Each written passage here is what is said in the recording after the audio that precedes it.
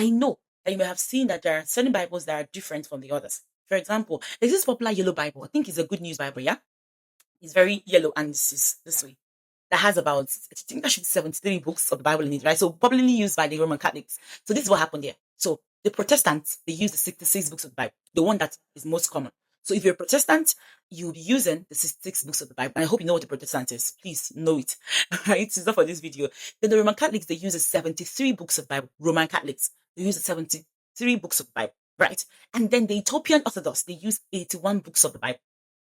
So their canon, the Protestant canon has 66 books, the very popular one. The Roman Catholic canon has 73 books. And then the Ethiopian Orthodox canon has what? 81 books. Now, this is where it gets interesting. Each of this group of people, Bible users, right? They all agree on the 27 New Testament books of the Bible. Yes. So the variations we have that make some numbers higher than the other is coming from the Old Testament canon.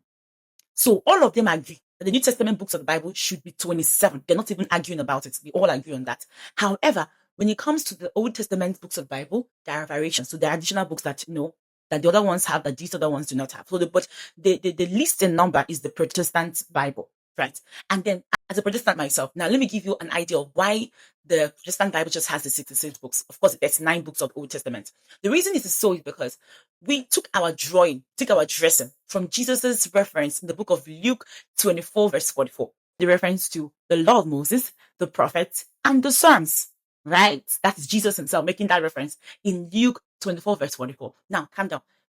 During the time of Jesus, the Jewish people already had their books fully recognized and largely canonized. Yes. So Jesus was actually making reference from the Jewish scriptures, right? So then there is this thing they call the Tanakh, right? The Tanakh refers to the arrangement of the law, the prophets, and the writings.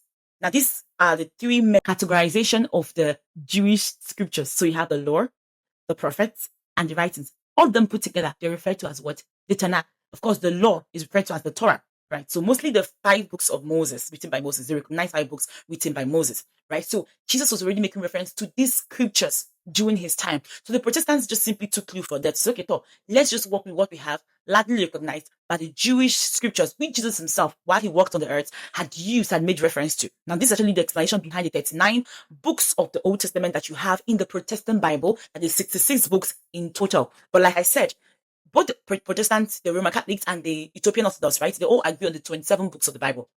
Thanks for watching.